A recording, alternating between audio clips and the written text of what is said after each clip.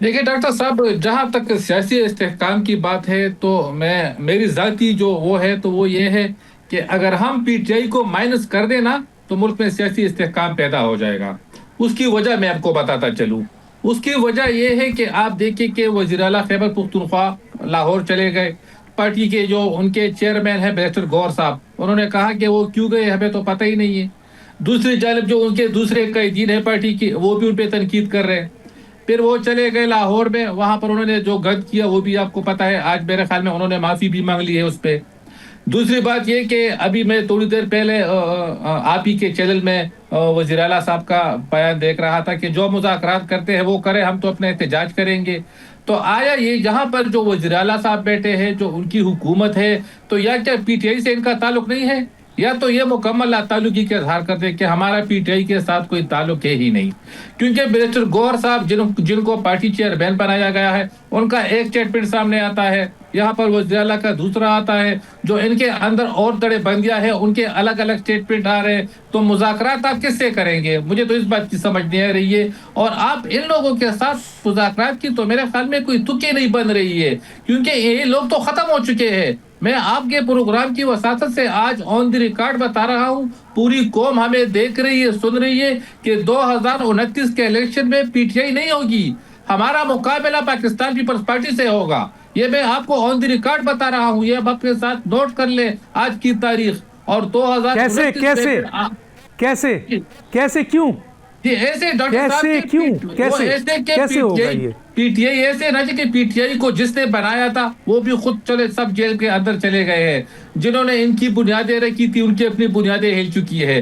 तो पीटीआई जो है ना, अभी आप देखें कि ये लाहौर चले गए थे, और इन्होंने मुस्लिम कहा लीग था। नून को जो बनाया था, जी और देखें मुस्लिम लीग नून को जिन्होंने बनाया था। डॉक्टर साहब, देखिए ये तो आप एक चीज अच्छा, की मैंने सतह पे मैंने एक देखिए, सवाल पूछना है यहाँ मुस्लिम लीग पर। तो मैं एक सवाल वो ये है कि आप नफ़ी कर रहे हैं आप वज़ीर आज़म के मुशीर को, और वो हैं मुस्लिम लीग नून के बड़े सीनियर सियासतदान जो मुशीर हैं वज़ीर आज़म के, उन्होंने ये सलूशन दिया है। तो आप समझते हैं कि उनकी ये सलूशन, ये जो मुज़ाकरात का सलूशन है, ये बिल्कुल बेमायने है, फजूल है?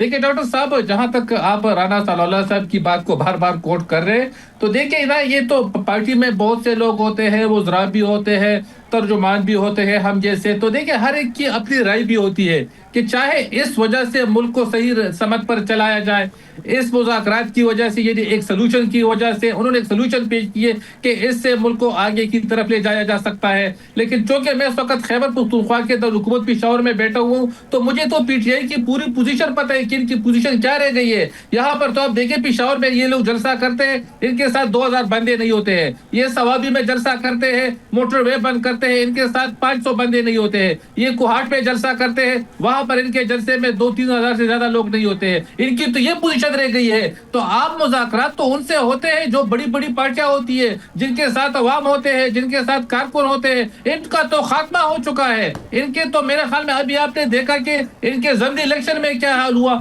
हरिपुर जो कि खैबर पख्तूनख्वा में इनका बई हल्का था, वहां पर इनका क्या रिजल्ट निकला है। वहां पर तो यहाँ पर तो हमारी हुकूमत नहीं थी ना कि यहाँ पे ये कहेंगे कि यहाँ पर धांधली हो गई है। किसी किस्म की धांधली नहीं हुई है। पंजाब में आप देखें, वहां पर जल्दी इलेक्शन हुए, इन लोगों की पार्टी का वहां पे खात्मा हो गया है। इनको तो आइंदा इलेक्शन में उम्मीदवार मिलना भी मुश्किल हो जाएगा।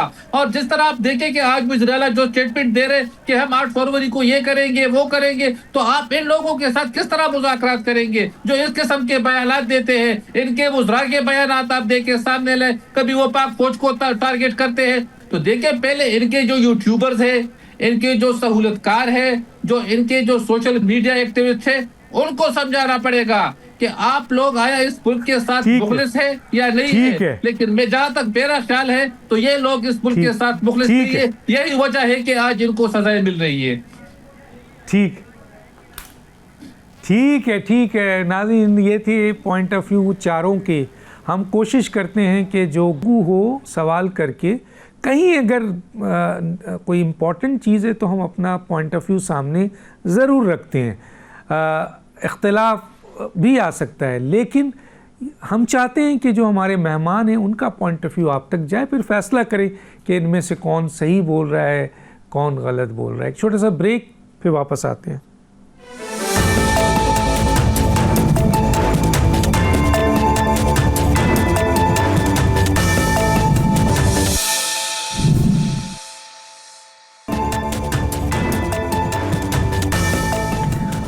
वेलकम बैक जी जनाब।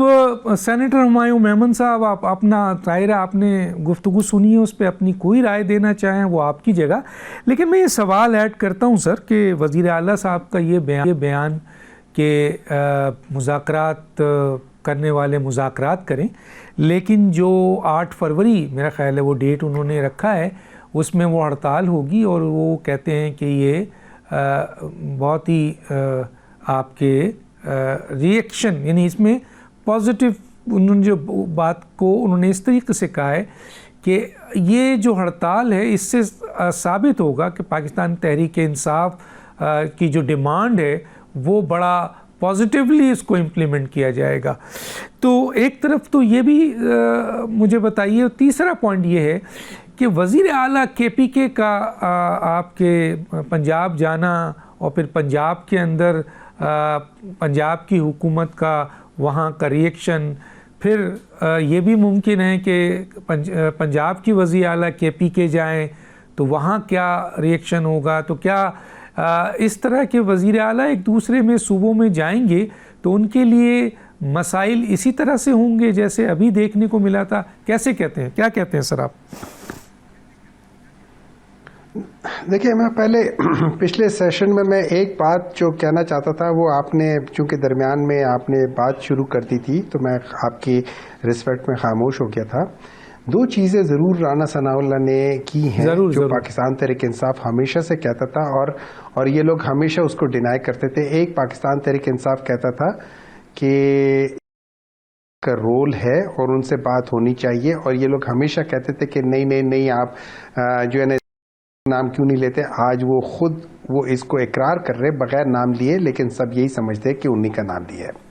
नंबर 2, दूसरा जो फैक्ट है वो ये है कि बगैर इमरान खान के स्टेबिलिटी नहीं आ सकती। अगर कोई शख्स उनको माइनस करना चाहता है वो करके दिखा दे। इमरान खान को एक दफ़ा आप कोशिश करके माइनस करके दिखा दो। KP में बहुत बड़े बड़े तीसमार खान आए थे, उन्होंने इलेक्शन में ये दावे किए थे कि मैं पाकिस्तान तहरीक इंसाफ को ख़त्म कर दूंगा।